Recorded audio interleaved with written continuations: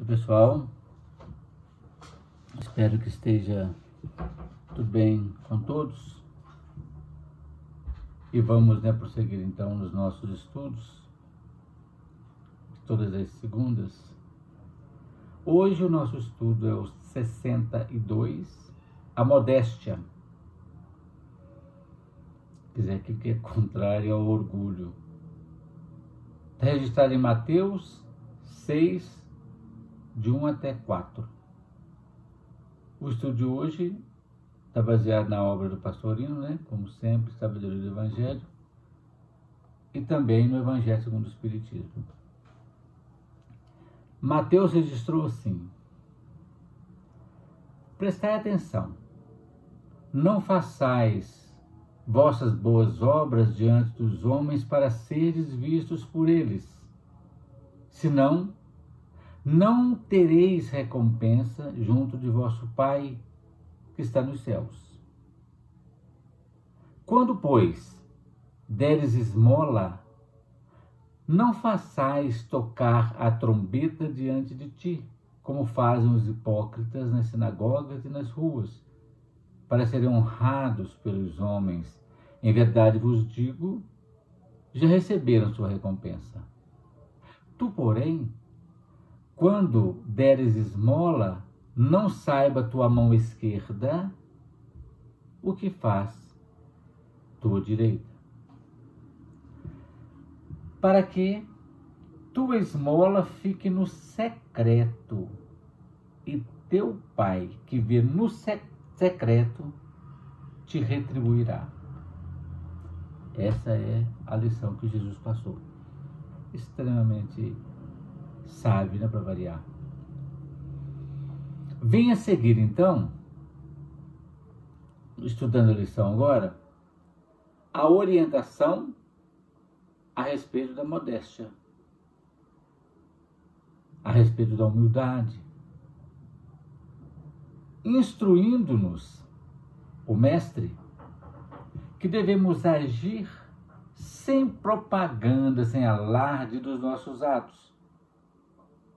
Mas antes, então, nós temos que manter ocultas essas obras de tal maneira que nem aquelas pessoas mais íntimas tenham conhecimento delas. Isto é, não saiba a mão esquerda o que faz a direita. Essa é uma imagem linda, uma imagem literária totalmente original que Jesus demonstrou, Receber a recompensa, o que é isso? É ter em mãos um recibo. Eu paguei, eu fiz alguma coisa, então eu tenho um recibo, Parece, quando a gente analisar essa questão, alguém pode perguntar assim, mas parece que tem uma grande discordância entre os entendimentos de Jesus, esse entendimento, e aquele que ele fala assim: brilhe vossa luz diante dos homens, para que vejam vossas boas obras e glorifiquem o vosso Pai que está no céu. As pessoas que leem isso, as duas coisas assim, ou separadamente, vão achar, mas espera aí, eu tenho que fazer as obras para brilhar minha luz? Ou não? Mas é muito fácil de distinguir. Fazer as boas obras sem cogitar de propaganda, porque elas já irão brilhar por si. Não precisa de fazer propaganda. Essa é a grande diferença. Aquilo que a gente faz de bom, automaticamente já tem seu brilho. E se por um acaso as pessoas não vejam e não reconheçam aquilo, com certeza o Pai que está nos céus viu. E é isso que importa. Porque, como o próprio Cristo disse, não é possível a gente esconder a luz, não tem jeito. Porque, olha, de modo silencioso, tranquilo, o sol se levanta todos os dias sem fazer nenhuma propaganda e naturalmente todos vêm. É assim que os cristãos devem agir. Deve ser como o sol. A humildade do sol é tão bacana que a luz do sol penetra a vidraça sem quebrá-la, né? Os cristãos, então, precisam ter essa humildade. Não mostrar-se, nem propalar, né? Divulgar aquilo que fazem, mas fazer por quê? Assim a luz vai brilhar por si mesma. É que nem as tarefas que as casas fazem, as casas espíritas, as outras igrejas. A tarefa em si já traz a iluminação dela. Não precisa fazer propaganda. Por exemplo, a pessoa fala assim, vamos fazer uma tarefa fraterna e vamos pedir o apoio da espiritualidade. Isso é só um culto, na verdade. Porque se a tarefa tem um objetivo equilibrado, a própria proteção já está na ação da tarefa, né? A esmola, então, aquela que exprime um processo de compaixão para com o próximo, deve ser feita sigilosamente, conhecida apenas pelo Pai que habita no nosso íntimo, no mais secreto, no mais profundo do nosso coração. E a esmola foi muito bem colocada também, né, essa imagem. Essa imagem ela foi escolhida como um exemplo bem típico. Por quê? Veja bem, publicar um benefício prestado a alguém que esteja necessitado, a gente precisa ter muito cuidado para não envergonhá-lo. Porque se por um acaso, quando se der esmola,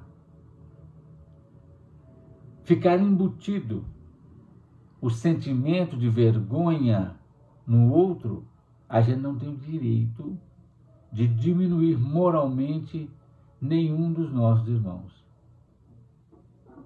Então, há pessoas, por exemplo, que têm muita necessidade, mas que têm, mas tem vergonha, vamos dizer assim, de esmolar, né, de pedir esmola. Há outras pessoas que até fazem isso sem nenhuma crítica leviana, fazem isso normalmente, sem problema nenhum, né? Se a gente consegue compreender isso, procurar fazer a esmola que exprime compaixão. E essa estará ligada no sentido de elevação da pessoa e não de diminuição moral dela. Entendendo a lição, né, no seu sentido mais profundo, essa lição é extremamente profunda para a individualidade, que a gente sempre traz a questão no seu sentido conforme ela foi colocada, e agora no sentido da individualidade do ser, no sentido espiritual da questão.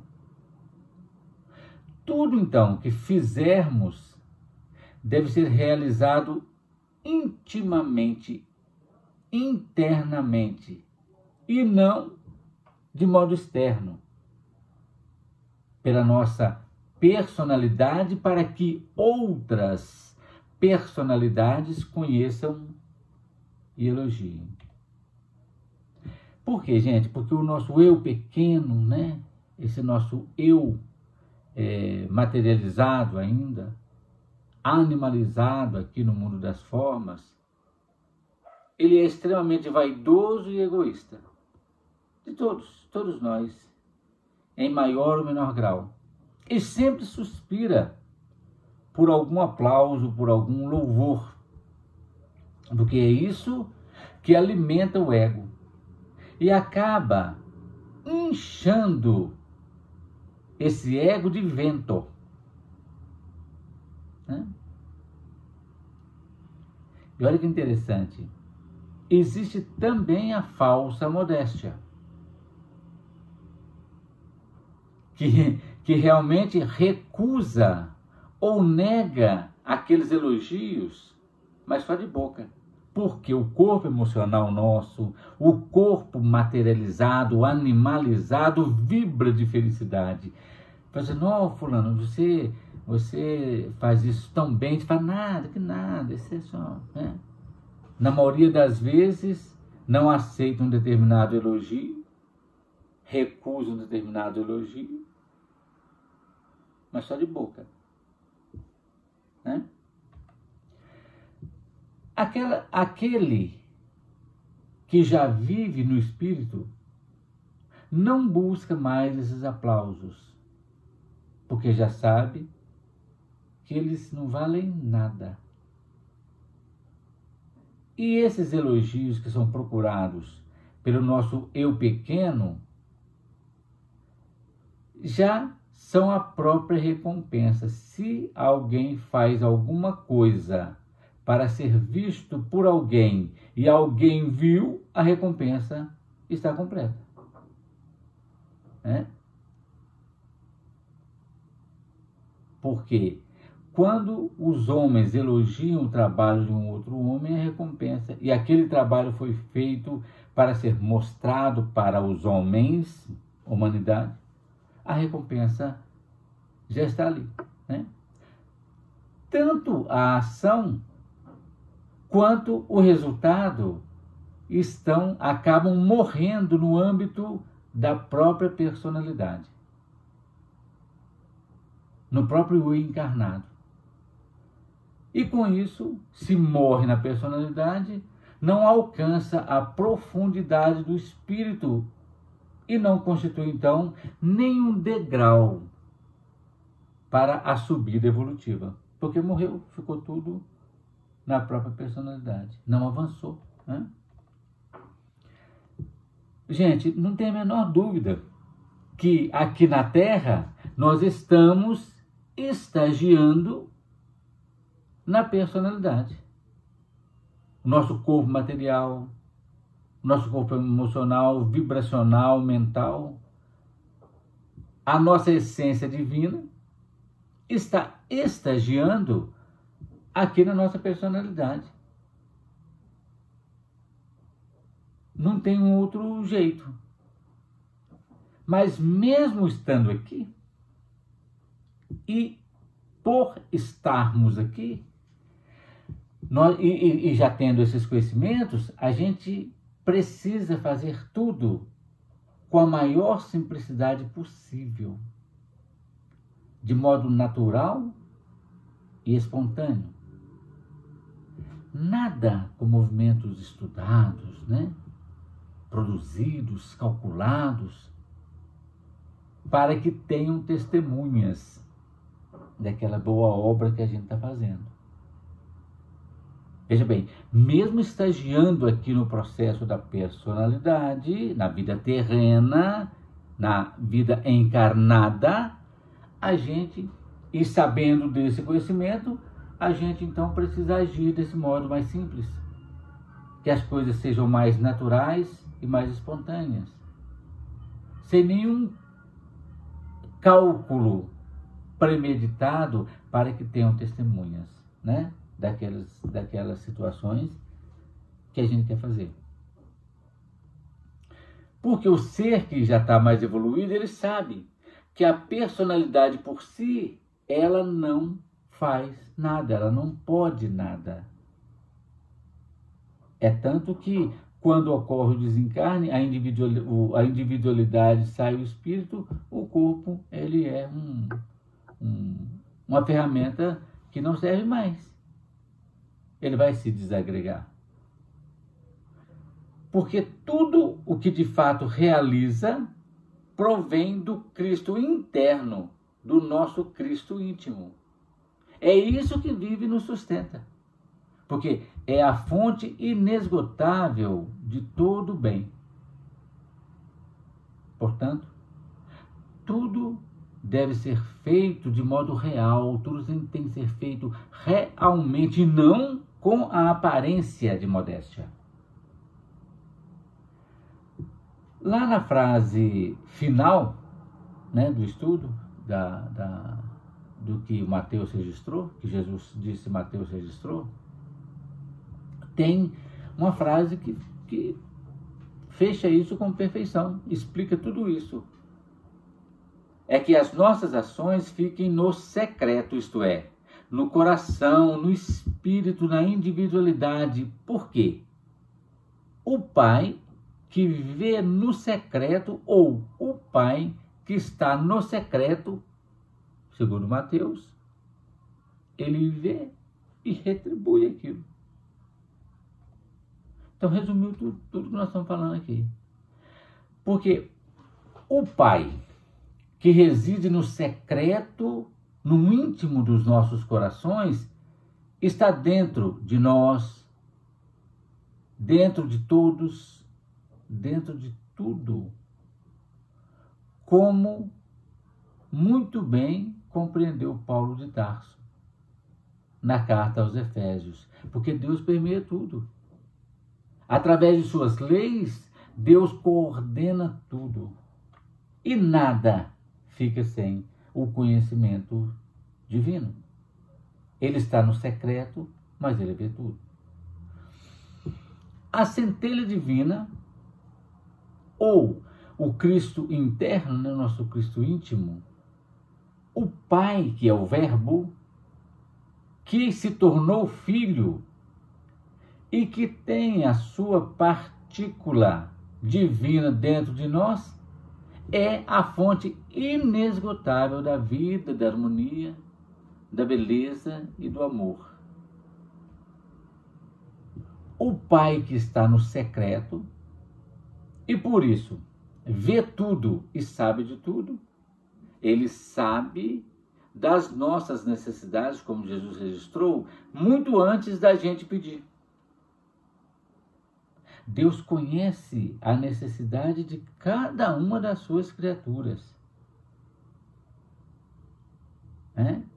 E às vezes, se não me engano, Chico Xavier, ele disse que às vezes a gente tem uma dada situação que ela é resolvida, às vezes a gente fica preocupado demais, e ela já está sendo resolvida e vai ser resolvida sem que a gente faça nada.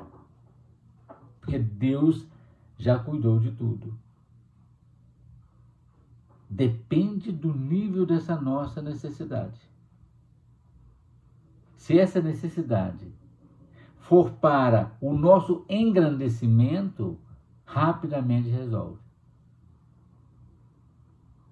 Tá certo? Então, o processo que a gente encontra de falar com esse Deus interno, com essa partícula divina que está em nós, é através da oração. Que vai ser o nosso próximo tema, né? Jesus disse que quando nós formos orar, nós temos que entrar no nosso quarto e orar para Deus que está no secreto. Antes da gente fazer, inclusive, o Pai Nosso, que vai ser o nosso próximo estudo, né? Ele está no secreto dos nossos corações. Então a gente precisa entrar, fechar a porta para conversar com Ele. A humanidade, quer dizer, nós, até hoje, não encontrou o caminho para Deus. Por quê? Pelas nossas crenças, nós buscamos Deus fora, num céu geográfico, circunscrito, distante, ao invés de seguir o caminho mais curto e mais verdadeiro, que é buscar dentro da gente. A gente busca longe. Aí Deus é completamente distante e não vai ser encontrado.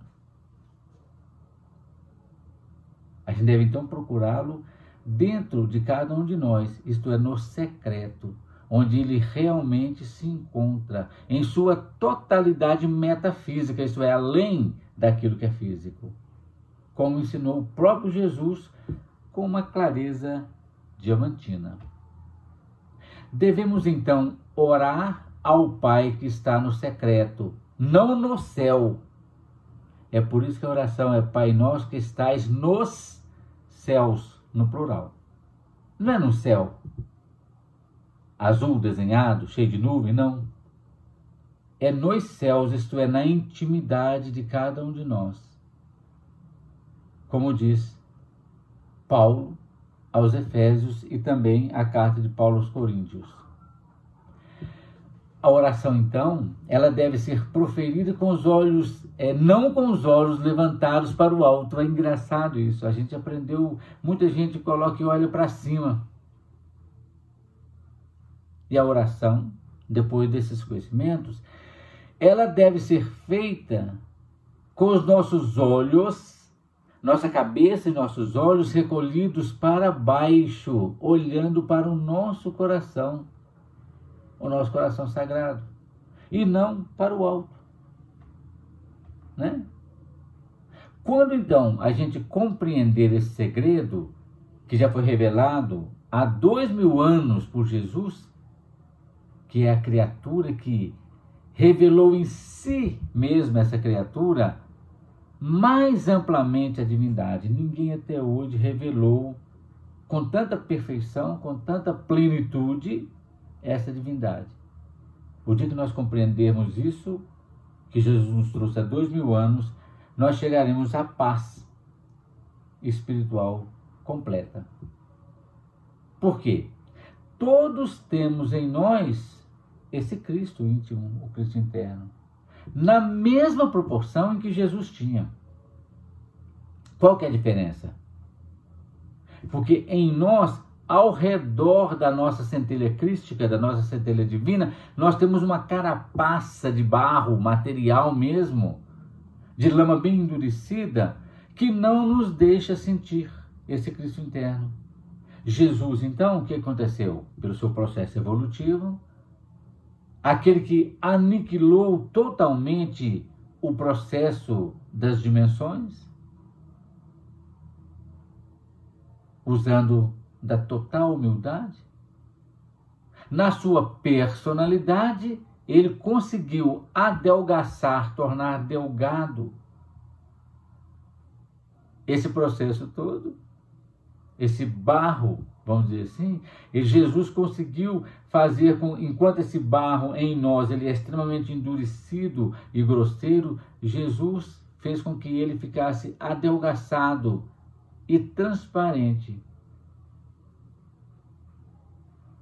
Por isso que a gente pode dizer que viu Deus. É por isso, inclusive, que de modo intuitivo, as pessoas, no caso mais a igreja, falam que Jesus é Deus. Porque, de fato, ninguém, até hoje, pelo que nós estudamos, conseguiu manifestar plenamente essa divindade. Então, confundir Jesus com o próprio Deus é bem aceitável. Mas como Jesus chegou lá e ele disse que a gente pode fazer todas as coisas, fazer até mais do que ele, né? Nós também vamos chegar no mesmo grau. E devemos chegar todos, esse é o propósito, todos nós temos que chegar no processo da evolução de Jesus. Paulo de Tarso entendeu plenamente isso também na carta aos Efésios, e ele disse, Efésios 4:32, até que todos cheguemos ao estado de homem perfeito, isso é a individualidade, à medida da estrutura do Cristo. Então, o nosso objetivo aqui na Terra é atingir a estatura de varão perfeito, como diz o próprio Paulo, que tem como marco Jesus Cristo. Esse é o nosso objetivo. Pegando agora só um trechinho do Evangelho segundo o Espiritismo, lá no capítulo Fazer o Bem Sem Ostentação, no item 3, a espiritualidade fala o seguinte: não saber a mão esquerda o que dá a mão direita é uma imagem que caracteriza admiravelmente a beneficência da modéstia. Mas, se há a modéstia real, também há a falsa modéstia. O simulacro, quer dizer, uma simulação da modéstia. Há pessoas, por exemplo, que ocultam a mão que dá, tendo, porém, o cuidado de deixar aparecer um pedacinho, olhando em volta para verificar se alguém não o terá visto ocultá-la. Olha que interessante. Indigna paródia das máximas do Cristo. Se os benfeitores orgulhosos são depreciados entre os homens, como serão perante Deus? A espiritualidade diz. Também esses já receberam na terra sua recompensa. Foram vistos. Estão satisfeitos por terem sido vistos. E é isso que terão. Às vezes, então, a pessoa até oculta, que nem foi falado pelo pastorino, agora falado pela espiritualidade, né? A mesma coisa. Às vezes até oculta aquilo, mas é só de boca para fora. Não agiu de modo real.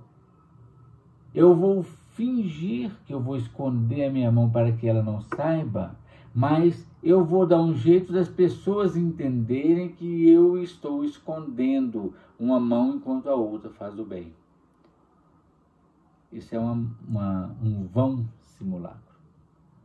Gente, é esse o estudo, essa reflexão de hoje, e que a gente agradece pela oportunidade de estarmos todos aqui mais uma vez, conversando sobre esses grandes ensinamentos. Obrigado por tudo, e que na próxima segunda a gente continue com o nosso tema. Ok? Muita paz para todos.